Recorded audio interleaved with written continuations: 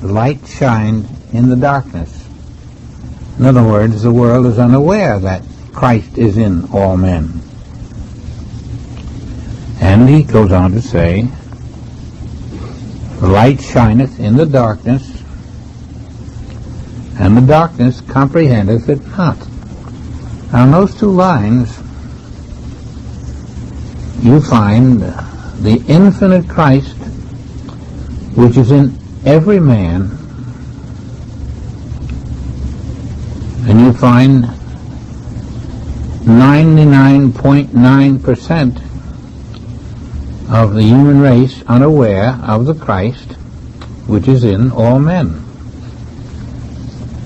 And that basically is the human problem.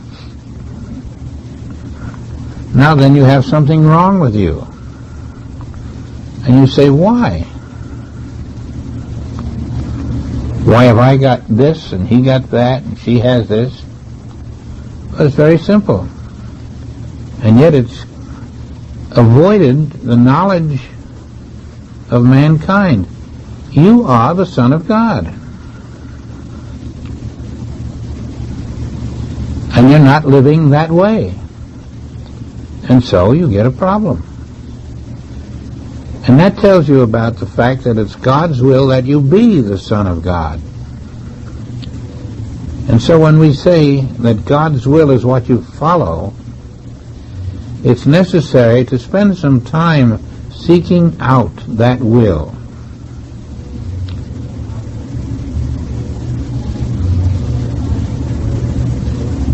It's necessary to correct all errors in which you overlook the presence of the Christ within yourself. And just as quickly as you can, I mean before you leave this room, there should be the knowledge in every one that within me is the Christ. Within me is the light of God. Within me is the infinite light of God. The infinite Christ within me. And then that is my name.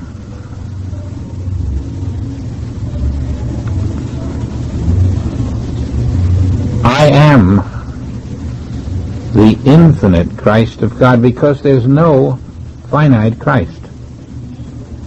I cannot be Christ finite. There is none.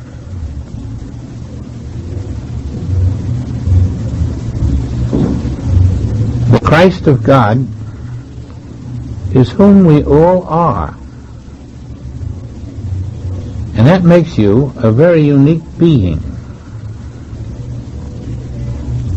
You may be sitting in this room, but your infinite Christhood is not sitting in this room. Your infinite Christhood is everywhere throughout the globe. And unless you get used to that idea, it won't be of much use to you.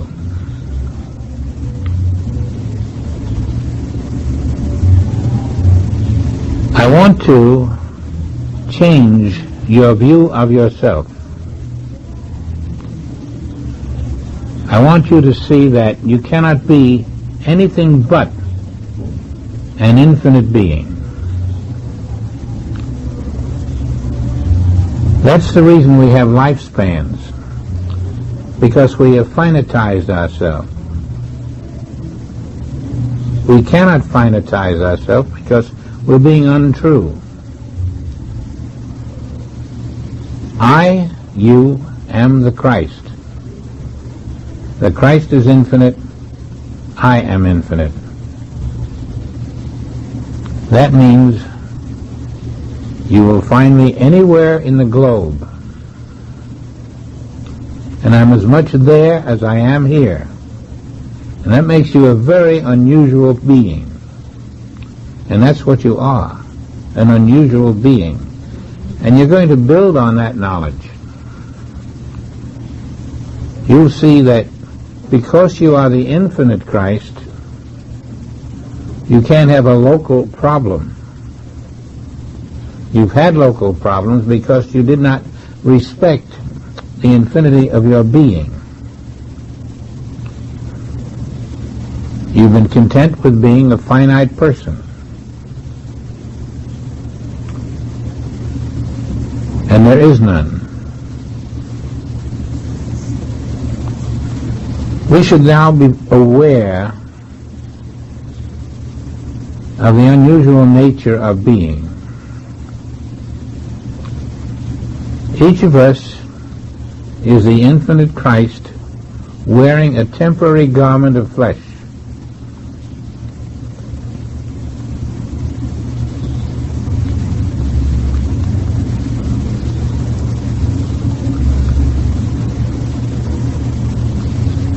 But the consciousness that knows that I am not flesh, I am the living Christ, finds that harmonies begin to establish themselves unknown to human beings. Something that has to be done gets done, and you weren't even aware that it had to be done.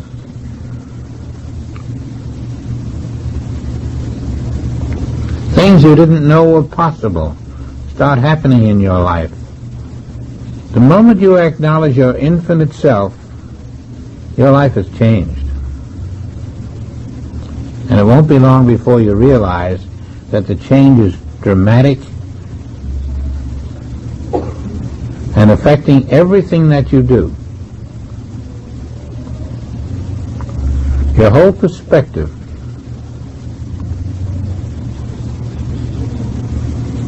Your capacity, your tolerance, your absence of fear. When you are the infinite Christ, in your consciousness, not just in your mouth,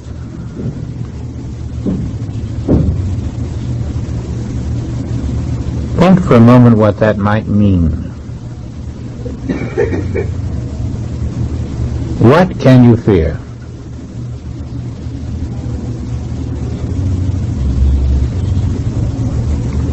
The fear would be the denial of who you are.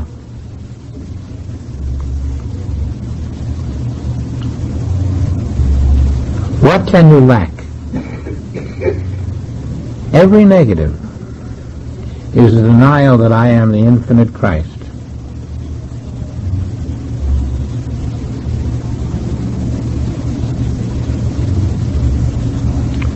The problem of lack and fear and discord all stem from the false identification which we take on ourselves as we call ourselves human beings. It's almost obsolete to be a human being for a student of truth.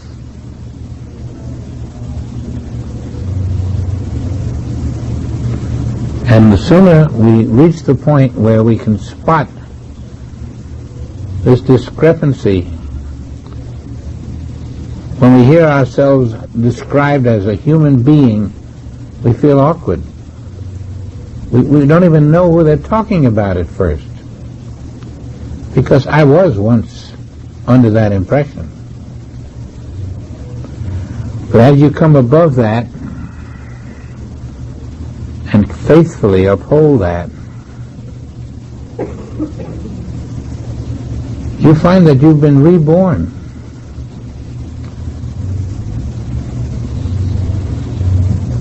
And as you uphold that so much, that never in your lifetime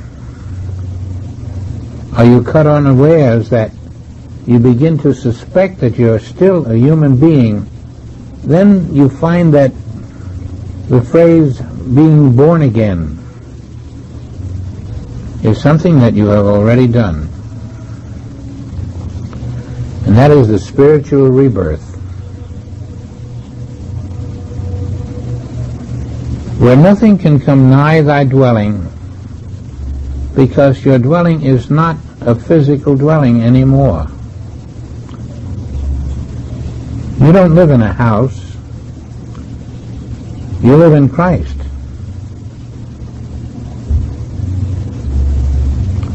And that's the difference between spiritual living and physical living. You translate everything into the Spirit of God.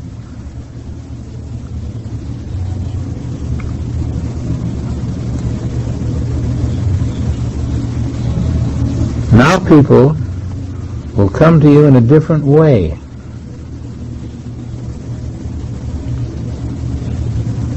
They won't know themselves why.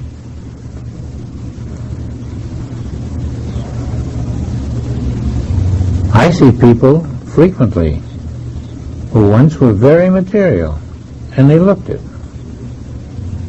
And then I see them, their outlook has changed. They're so different that you don't recognize them at first. Suddenly they appear before you and you think it's a whole new person, and it's that same person you knew. But they have taken a new consciousness, and everything in their life moves in a different speed, at a different level.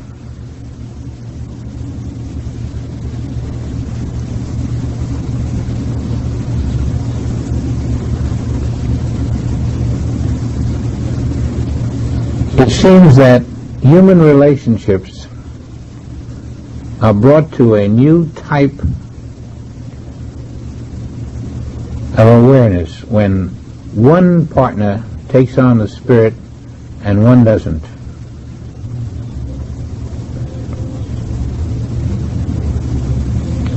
Many men find they are lagging behind. Many women are somewhat ahead of their husbands. But when a man takes on the spirit and becomes an adept at it, it makes no difference if he's male or female. It makes no difference if a woman takes it on, if she is adept at it.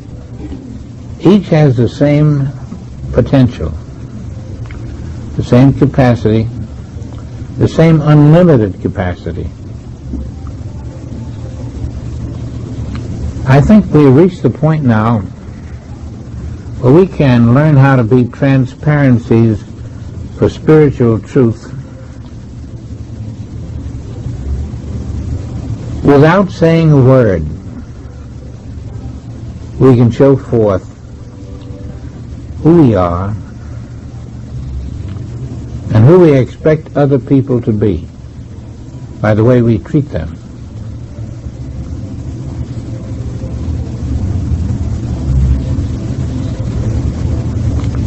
Have you noticed in your life that over the past 5 years,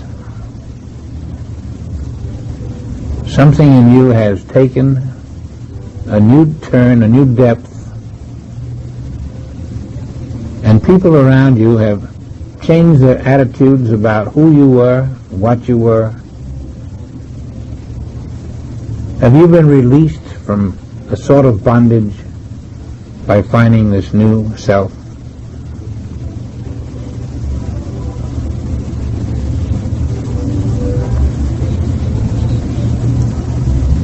Now you should have a spiritual body, which you may not be aware of, but the spiritual body is the only body that you do have. You may think, I have a fleshly body, but when you learn that you can't have two, and that the fleshly body is the concept we entertain about our spiritual body, then you're a little closer to the truth than you had been in your human days.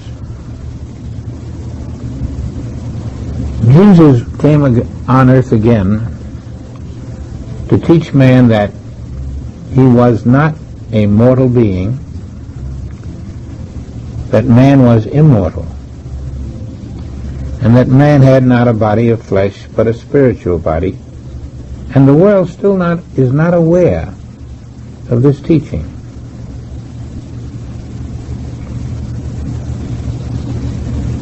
When he stood before the tomb of Lazarus, and he said, "Lazarus, come forth,"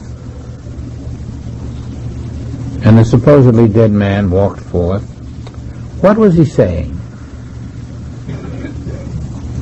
What was he teaching us?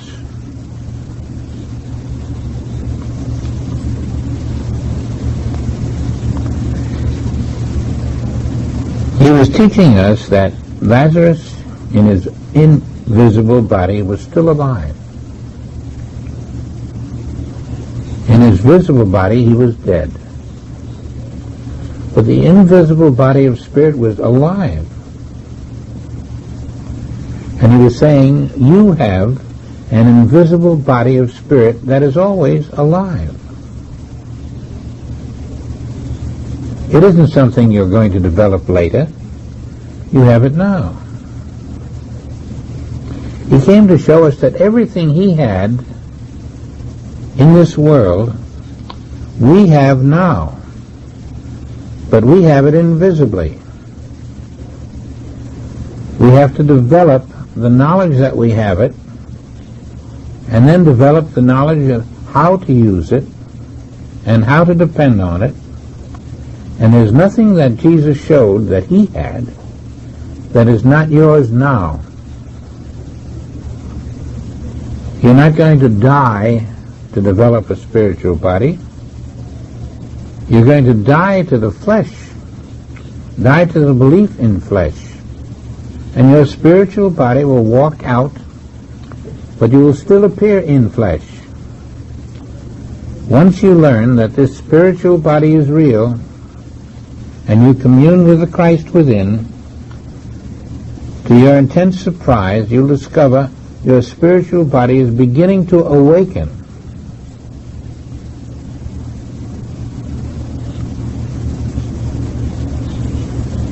It may not seem so at this moment, but you'll find someday you're way ahead of where you are now, and you'll find that things which we are saying now will seem so advanced, at that day they'll seem sort of obsolete.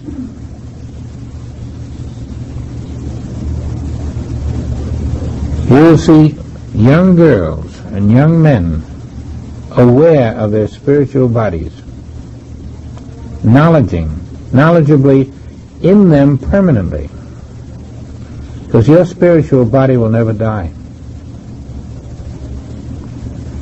When the flesh is laid to rest, there will be a lingering light. The Christ light never dies. You can't have the Christ light now and lose it. There's no place you can lose the Christ light. And that's the beauty of God's world, that each of us has the Christ light that we can never lose, that even when the body lies in a sense of rest, in a sense called death, we're not dead. Lazarus come forth was just another proof of that. Because the Christ light which was alive came forth. I wish we could demonstrate that every person could see a dead person walk again. Jesus showed it many times. In Maine, the boy who was dead wasn't in his coffin yet. Sat up in it at any rate. He wasn't buried yet. He was alive. Why? Because the Christ in him was alive. And that was the demonstration that Christ in you is always alive. The Christ in the 12-year-old girl that he healed in when her father came to him, the nobleman's son, the Christ in him, the Christ in Moses, who came back after 1,600 years, and he had been buried.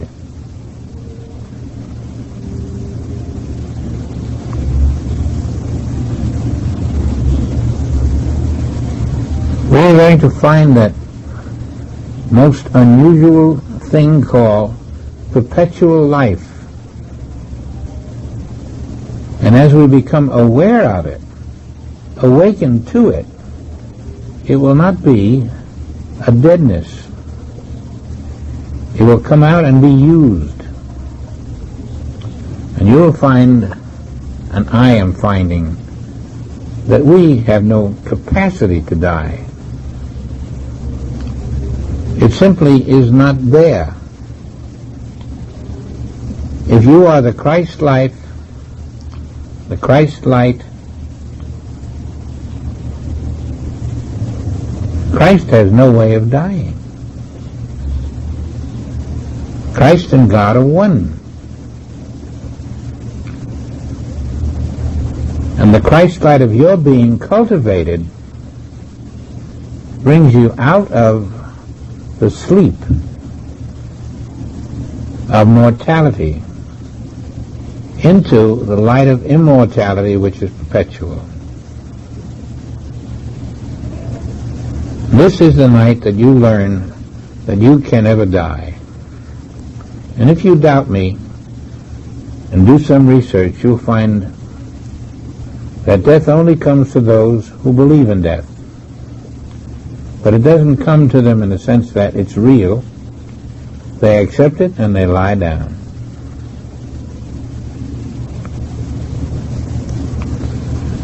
Your infinite capacity for life will always be with you.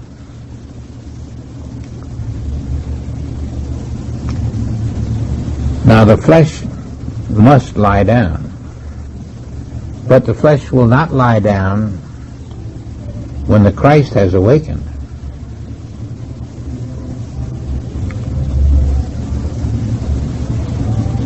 And now it is up to us to become trained in Christ awareness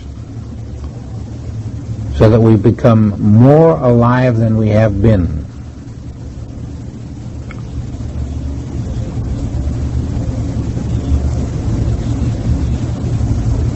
And life eternal becomes a heritage of every man, every woman.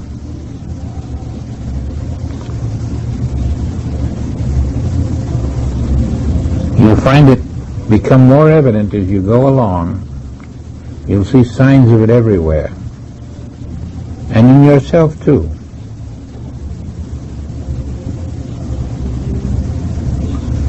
Too long we have been asleep to who we are. We have never been mortal.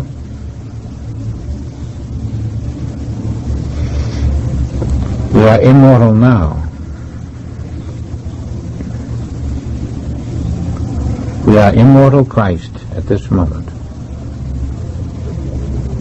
And I like to meditate on that, to reach a realization that is more poignant,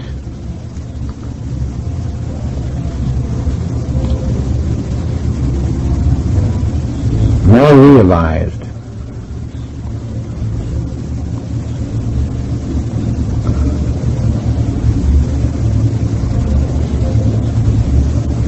Thou seest me, thou seest the Father.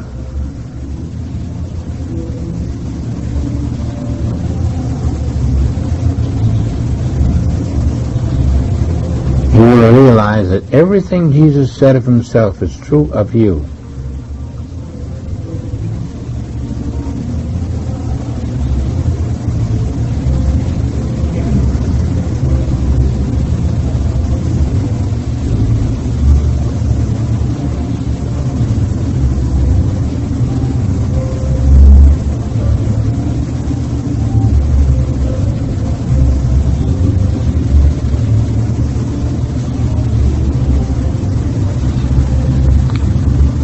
reason to establish the identity so strongly is so that you will not permit a denial of it.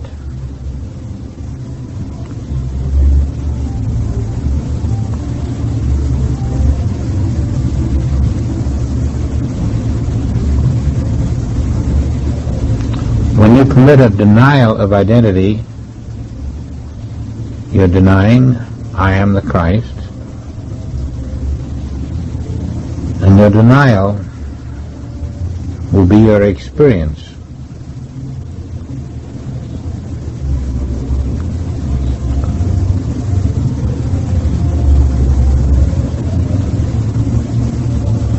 Can you reach the conclusion within yourself that you have the right to say, I will not die,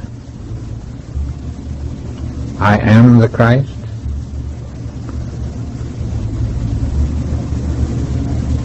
Try it.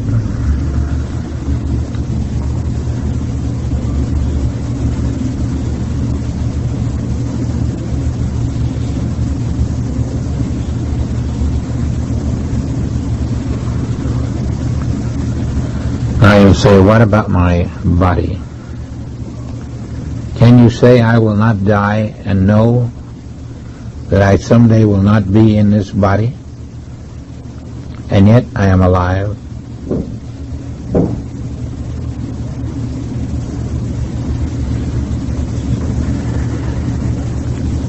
I think many will attain that knowledge.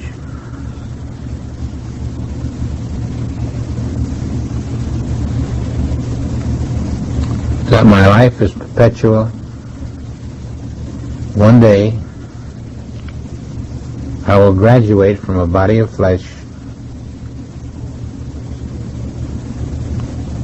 I will appear in it, but I will not be in it.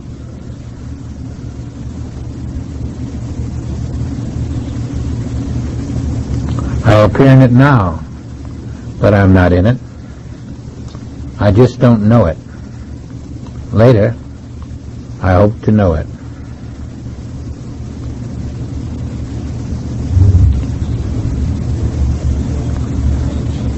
And then when you're aware that you're not in this body of flesh, you will find a certain degree of freedom, quite different than any kind of freedom given to you in this world of physical attributes.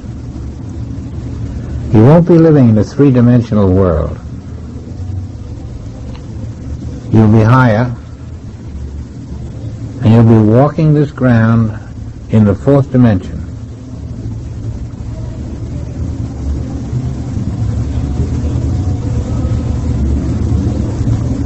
You'll find the limitations of three dimensions you have outgrown.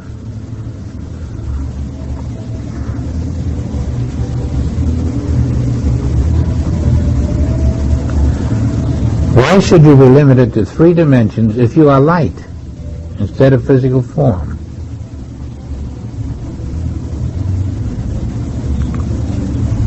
You must think of yourself as light.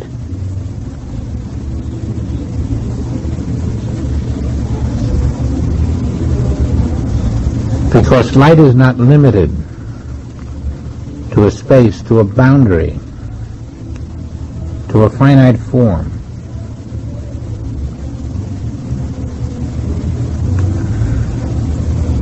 And to the attributes of finite form.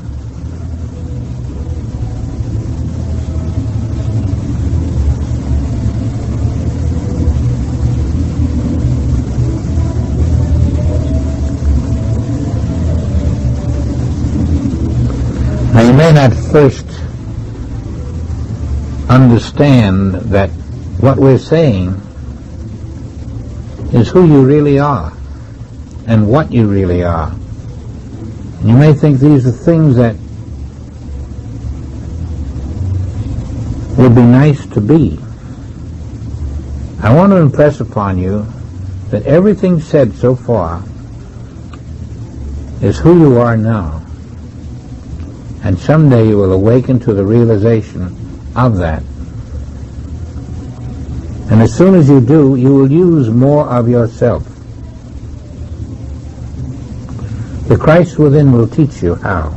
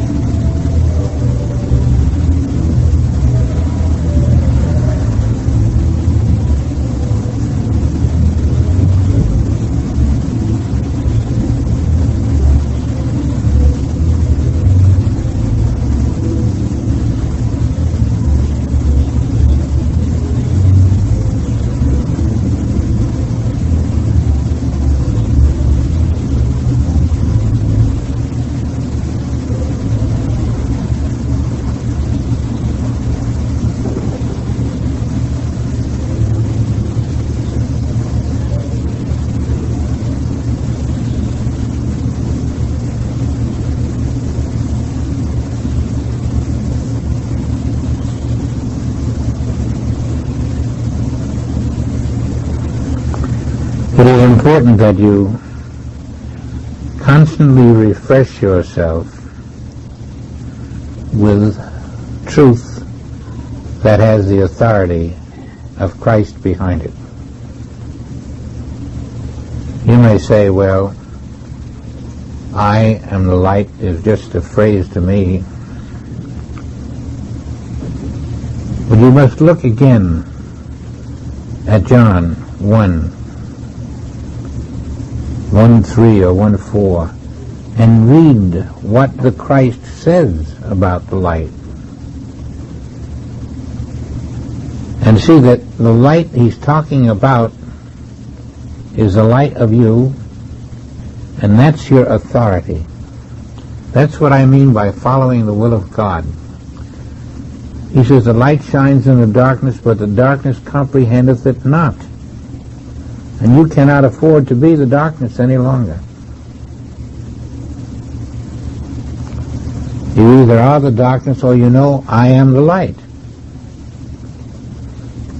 And if you know I am the light, then your belief in it must express.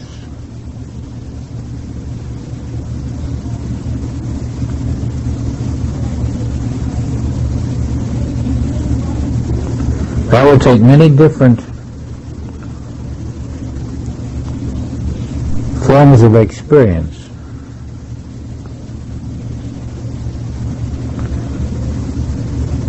The light penetrates areas where the form does not.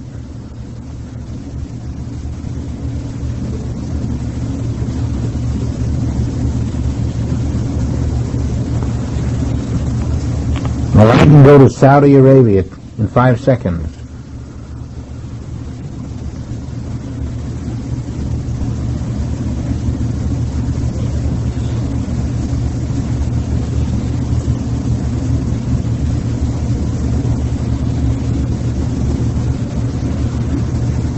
You begin to see what your versatility will be.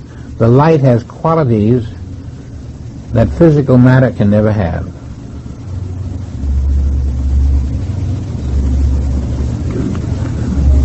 The light has unexpected power. I mean the light of your being.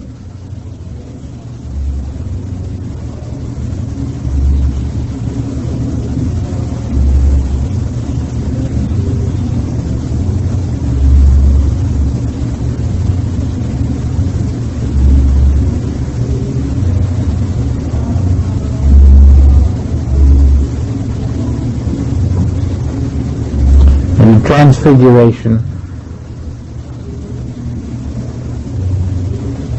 forms of light appeared.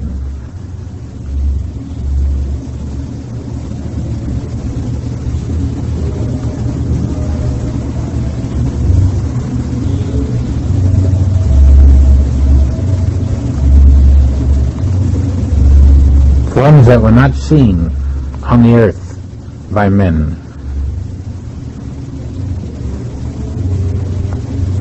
but by the souls of 3 disciples.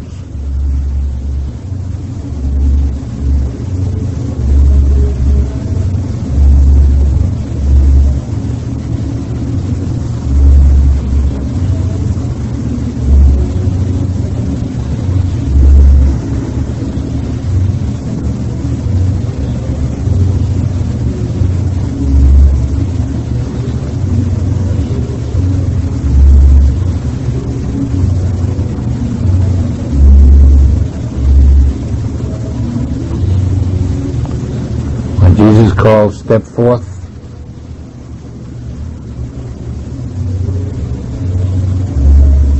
the form that stepped forth from the tomb was a light form.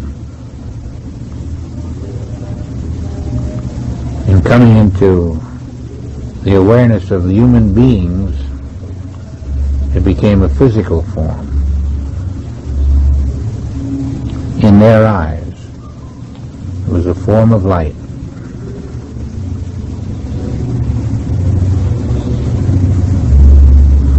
When the jail that held Peter or Paul opened, it was light that opened it. It was light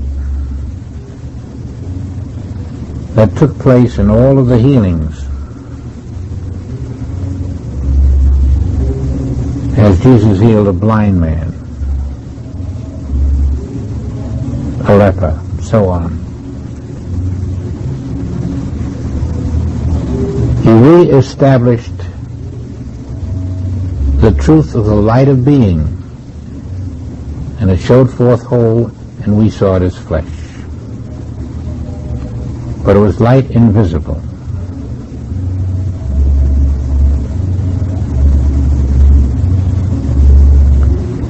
And that's how you will find healings taking place in your life.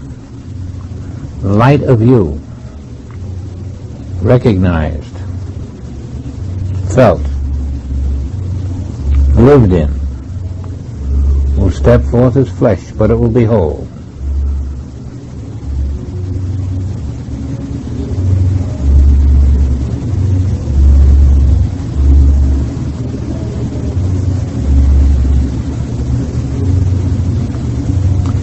This light shines in the darkness, everywhere. It is a secret of the Bible. The light that shines in the darkness is the light of you.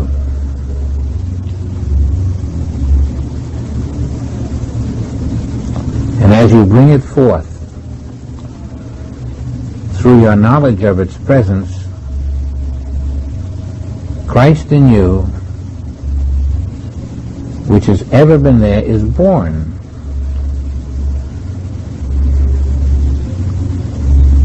And you have added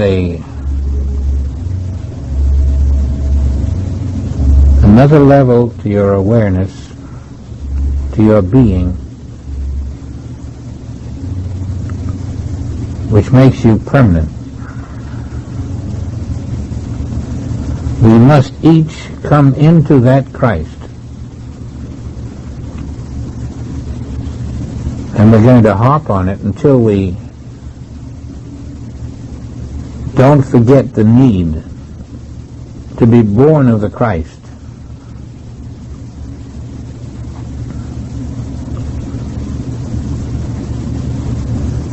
That will be totally different than the first birth. That will be your second birth.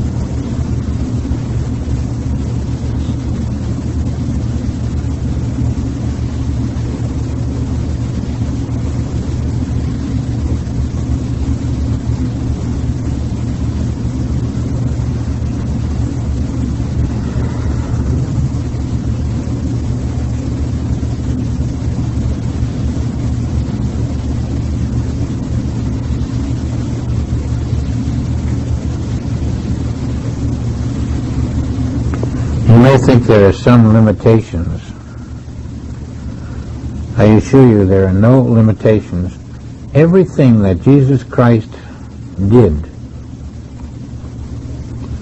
including having himself crucified while he was in a spiritual body, there is nothing that he did that you and I are not called upon to do. It may take a time. It won't be a simple thing, and we won't be called upon to do anything that we're not capable of doing. But our goal, our topmost goal,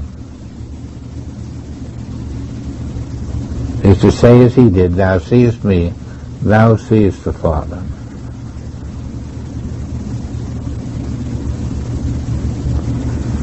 And therefore, anything that is in God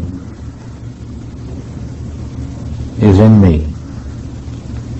The Father says, "All that I have is thine," and you cannot be one with the Father without that being true of you. You are one with the Father through Christ, and all that the Father has is thine through Christ. And it may seem like a millennium or something that is far, far away.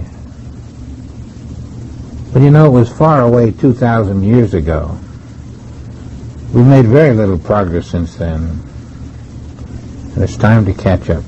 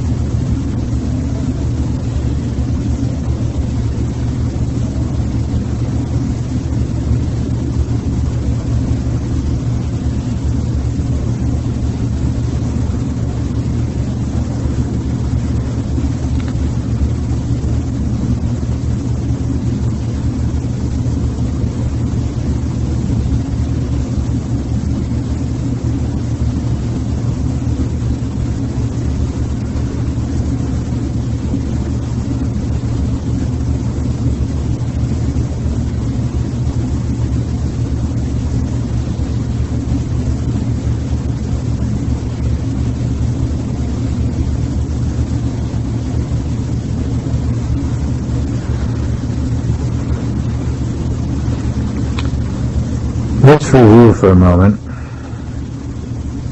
I is your name. I is the name of Christ.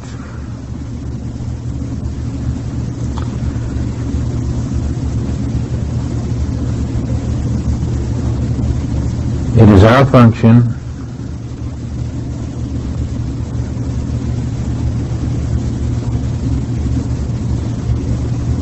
in our attempt to maintain I Christ, to view the things that happen around us in a different way than the mind of man.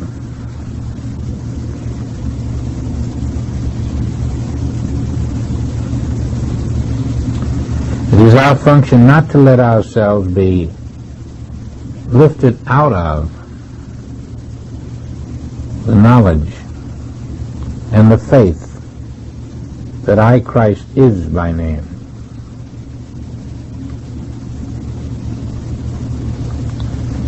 You will find many opportunities to uphold that. And you will find increasing strength as you uphold it.